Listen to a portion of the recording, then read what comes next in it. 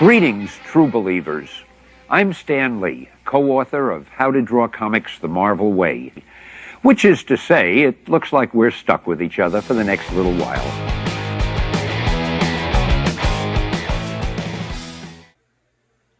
Hello and welcome. I'm Travis Hemo. I'm a comic book artist and illustrator. Today I'm going to be kicking off a brand new video series.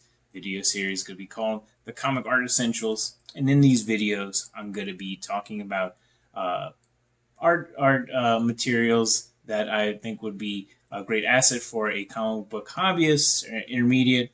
Maybe some pros might find something they maybe forgot about in these videos. But primarily, this would be like for hobbyists and intermediate folks. And today, I wanted to talk about something that's very near and dear to me and makes me very nostalgic. Is how to draw comics the Marvel way. And instead of starting off something, especially this is called the Comic Art Essentials, instead of starting off with something like paper, pencils, or pens, I thought this would be a better start. This is probably one of the best resources for someone who's just starting out and wants to learn what the comic book process is like.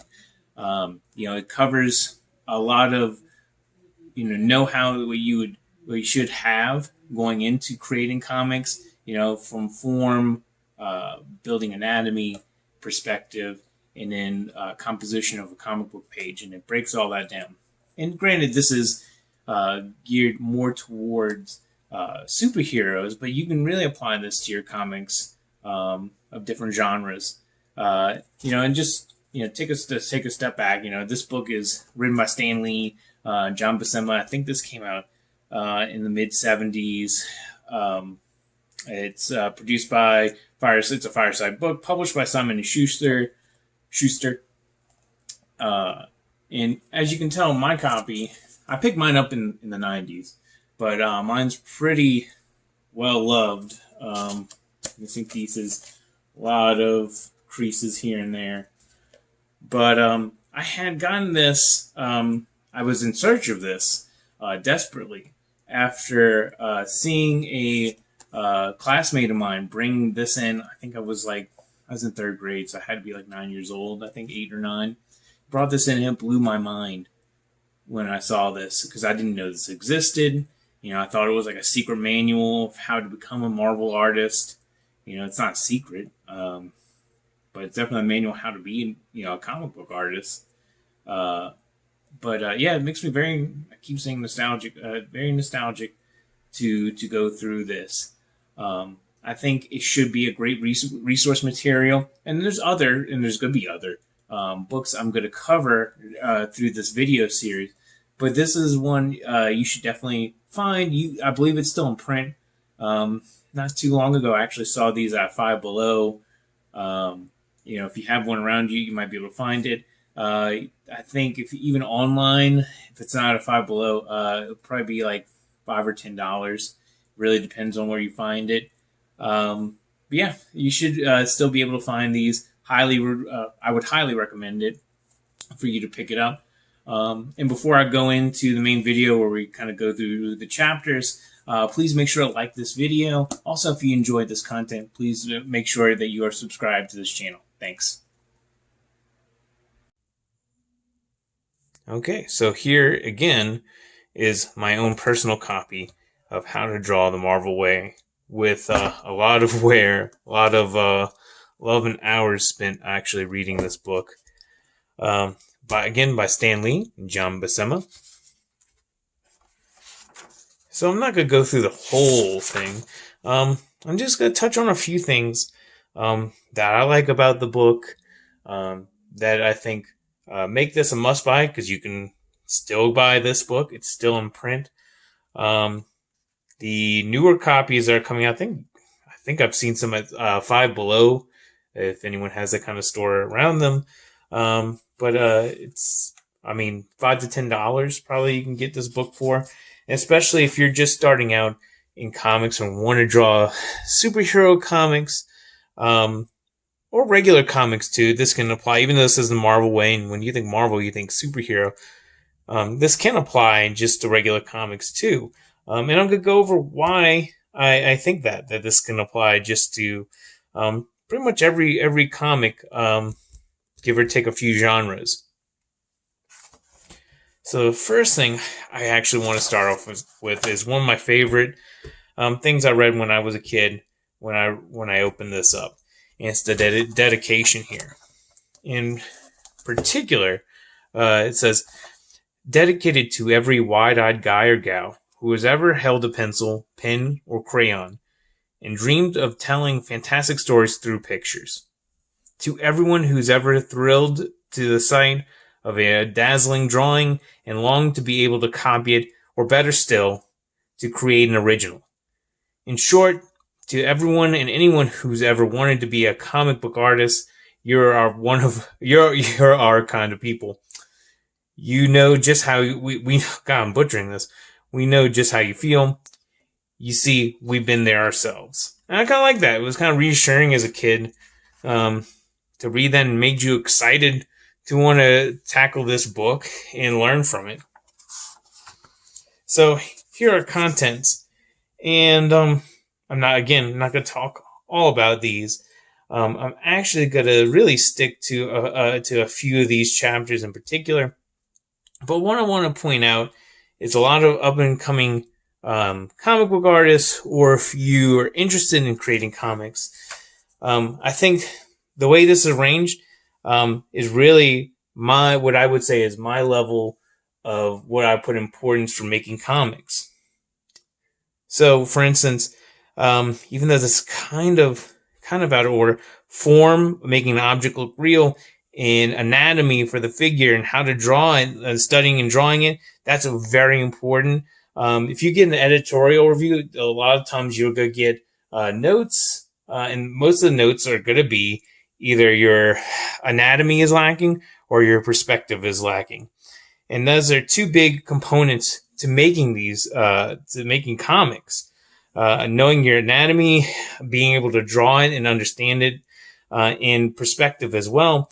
And then when you go down here, when you start to go past it, because a lot of this is understanding anatomy and perspective and putting it all together. And then you have composition, which is taking all that is above here. So understanding your figure in the perspective and how to compose that into a page. I think that's really the right order for this. The only thing that is weird is the art of inking is all the way in chapter 12. I feel that they probably could have put it somewhere around where the figure is, or at least maybe after composition, but it's not really a big deal. So we're going to jump right into pages 12 through 14, and that's just showing some of the basic tools that you use. If you watch any of my draw card, I actually mention a lot of these, basic pencil, inking tools, and whatnot, rulers. But what I like about this, they give you a kind of just realistic expectation of what you need. You don't need anything really too fancy.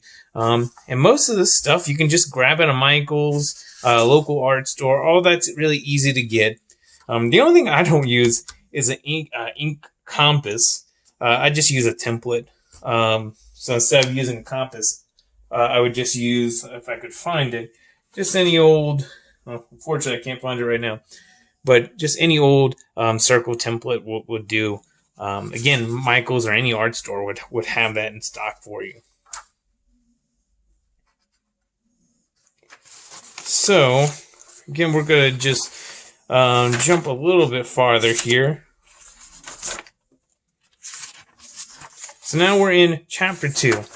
And what this is breaking down is if you're either new to drawing for a while, or you just want to try and teach yourself to draw, this chapter is really going to break down how you can draw and how to break it down into forms. And what they're saying is a lot of these, simple shapes like a circle, you can use to build simple objects and then change them and be able to manipulate them. Because a lot of these figures that you're going to be drawing of your characters, a lot of that is just simple shapes that we start out with. I mean, if you watch, again, some of the draw card videos, that's how I start off in the rough sketch phase. You'll usually see me draw an outline and then start building shapes on top of it. You know, like arms are going to be either cylinders, using circles for the head, almost like this guy right here.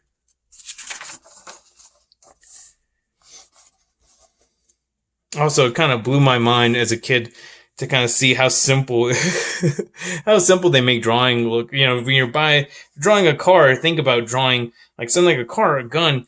Sometimes that can be pretty daunting, but when you see it broken down to simple shapes like rectangles, circles in perspective, it kind of makes you think like, oh, that's totally easy to draw. I can totally do that. But it takes a little bit more understanding than just that. So where else am I going to jump to? So we're going to go to page 27. I think this is a great example here.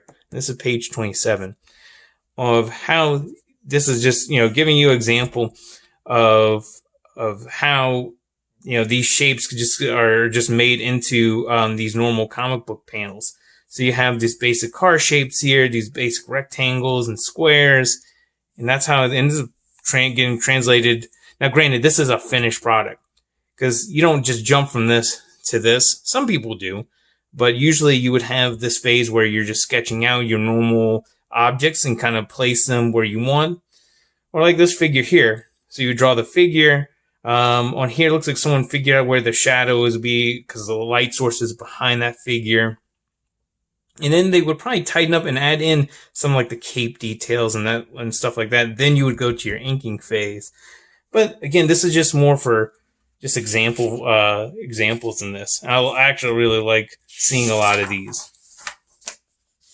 So perspective.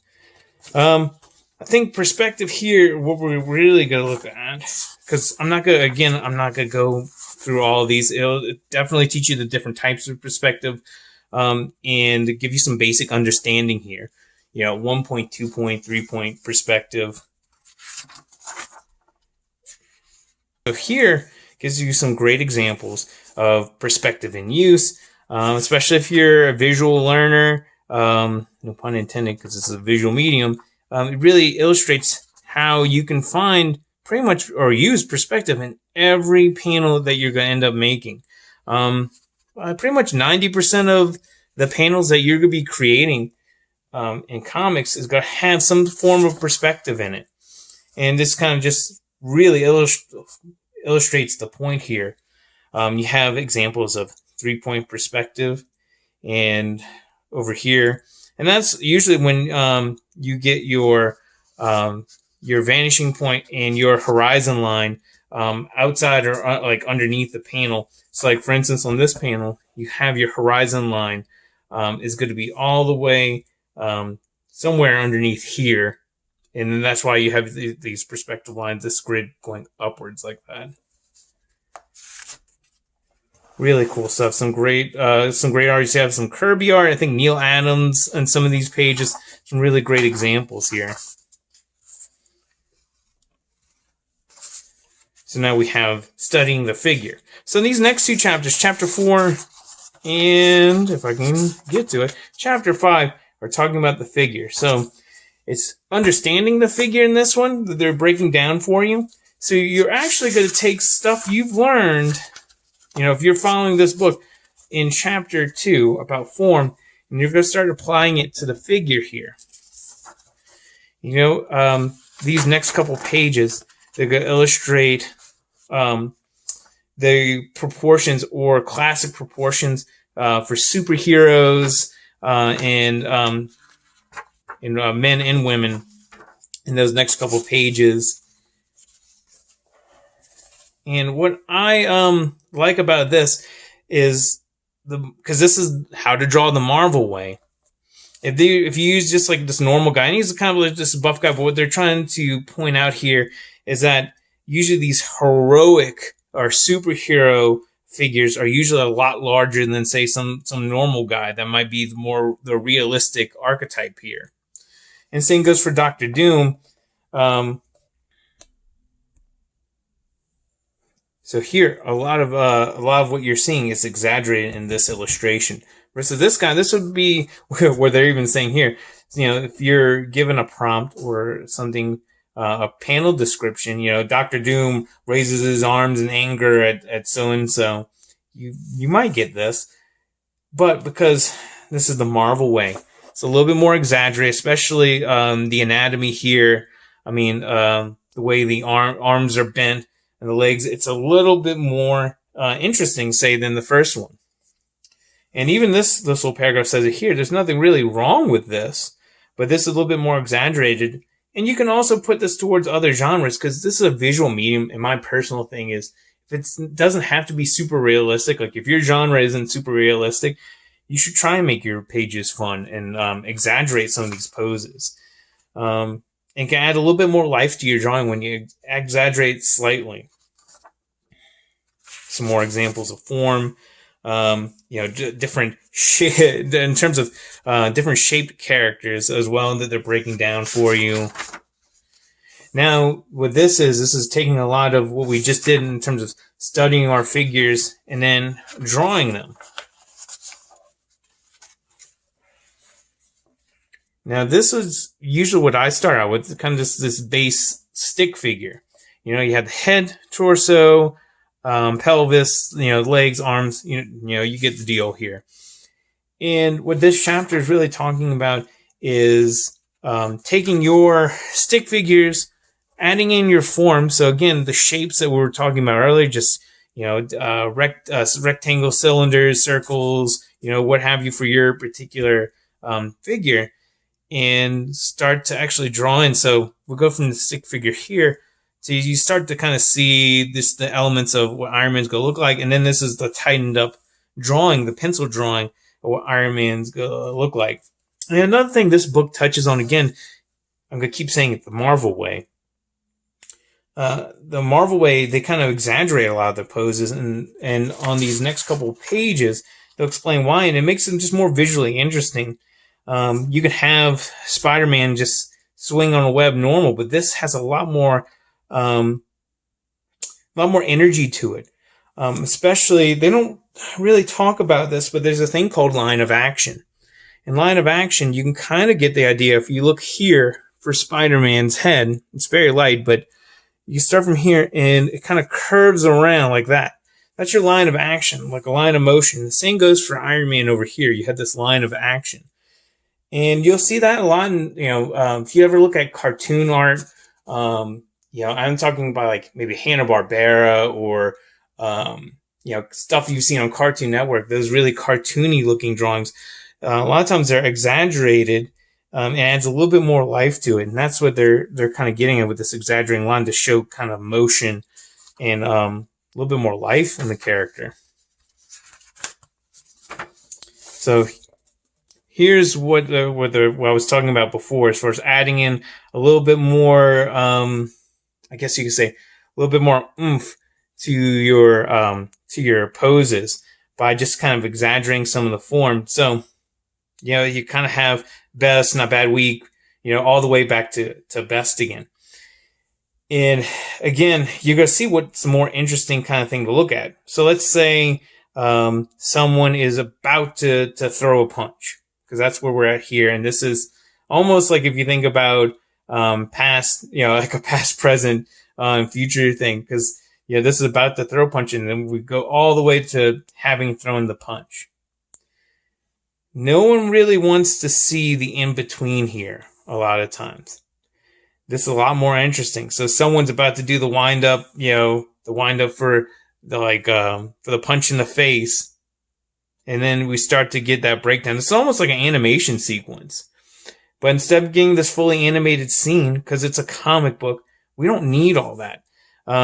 This is a little bit more, just a lot more dynamic. Honestly, between the two, this is of course be the more dynamic. But keep in mind, you don't always have to do that. You have to also make sure it fits with your story. If you're doing something that's supposed to be more realistic, you might not exaggerate the poses like this. Oh, sorry, I forgot to start the chapter, where is it? Sorry.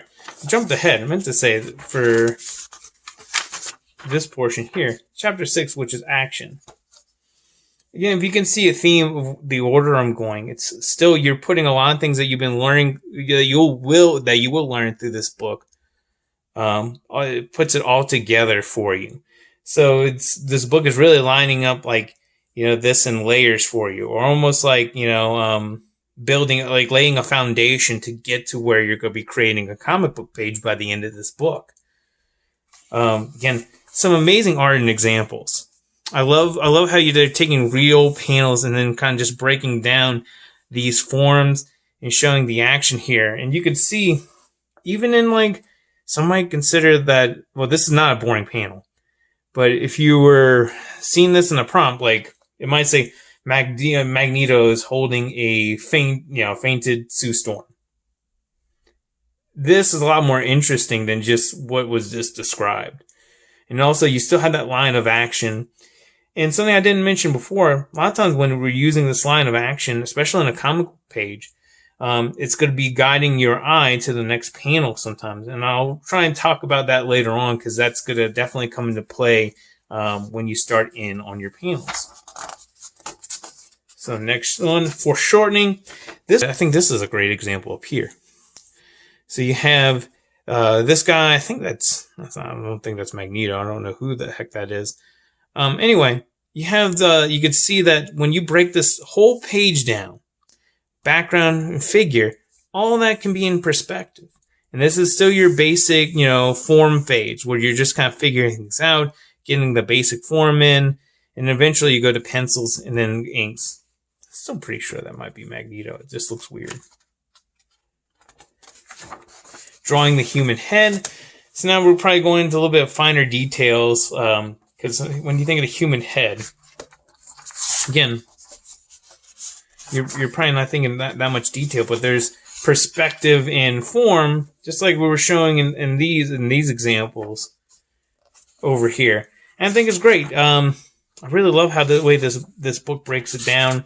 They talk even about how things apply to heroic figures, because this is supposed to be Johnny Storm here. But they also go into villains and show you how you can make heads interesting, and how this character design really plays into how that character is going to visually tell a story, because you can kind of get an idea for some of these villains' faces, what they might be like. Some maybe sinister, or maybe this is like a stereotype for like some kind of thuggy type of guy. Some really cool stuff. Love the art. A lot of this is John Buscema. Buscema. And I think a lot of this is also Kirby. Some of this is definitely Kirby in there. Jack Kirby.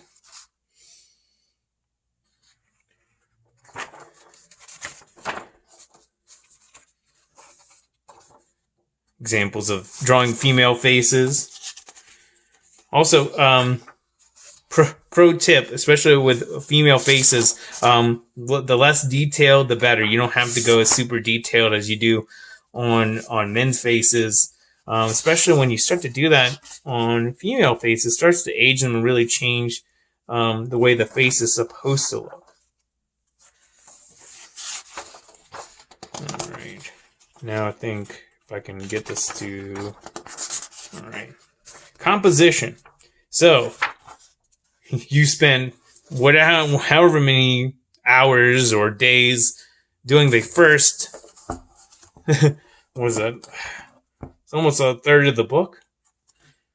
Learning about perspective and form and everything, and now you're applying it to actually make a full composition of putting your page together. So this is just breaking down how you organize pages. And one thing that I really appreciate that this book does is they talk about how you're supposed to guide the eye when you're reading this book. And you don't understand what I'm talking about, pick up a book, and after you go through this and you can see most of those comic pages have a specific composition that's going to guide your eye from left to right, and then to the next row and so forth.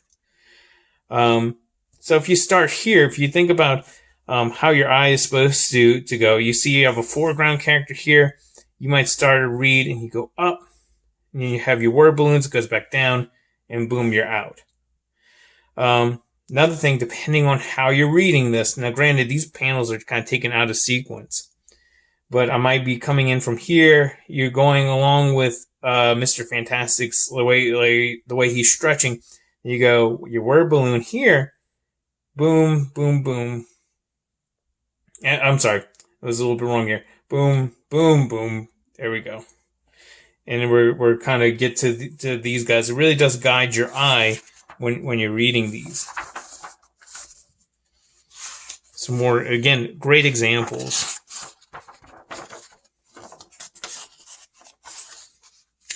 Another thing that we've kind of talked about already, but even when you're composing these pages, I mean, this is a great drawing, but it's not that interesting. Again, this is the Marvel way. I'm going to start a drinking game from this.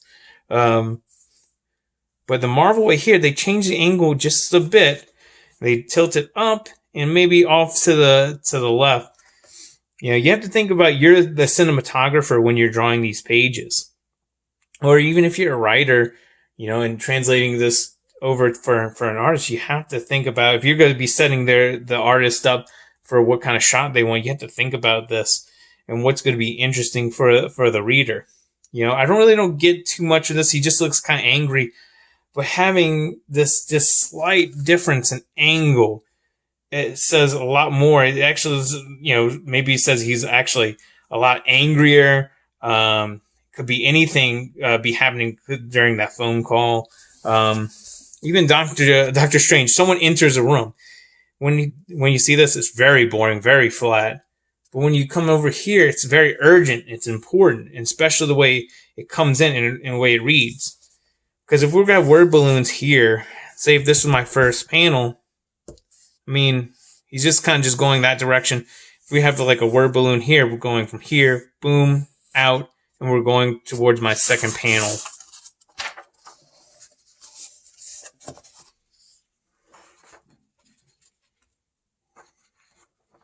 And these next couple pages is showing examples. They give you a prompt on the left here.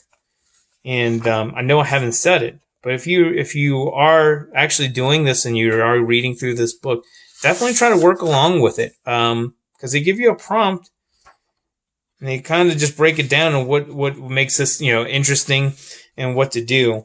So I love this comparison here, because all this is good, but it definitely doesn't have the same punch that this next page has. And a lot of this is changing the camera angle, especially panel 1 here compared to the first panel here. You know, it's more dramatic having the zoomed in image of this monster breaking in. Also, this reads a lot better than, say, just having these 3 floating heads looking like blow-up dolls.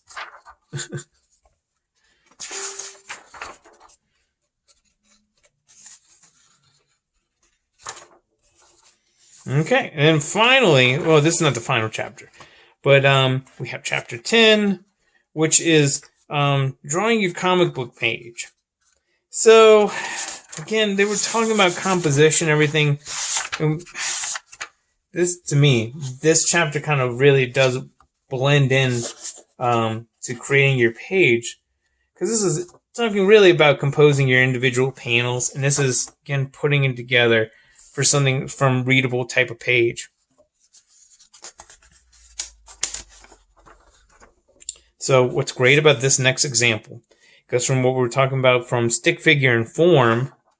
So you have your stick figures, they got their line of actions, there's kind of composed these really interesting camera angles that kind of are very captivating.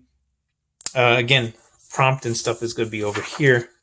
So then we start to go into our form section. They're building up the form using cylinders and rectangles, everything you can get. And then you go to the penciled version here.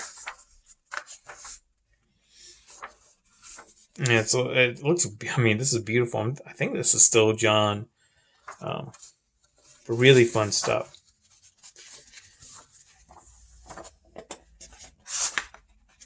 In the last chapter, I'm not really going to go over it, is the comic book cover, and they talk about the Marvel way of making comic book cover, and it is pretty interesting to go into. And also, the very last chapter is the art of inking. And I do wish they actually put this towards the front. And it talks about different ways, different techniques to look out for in terms of,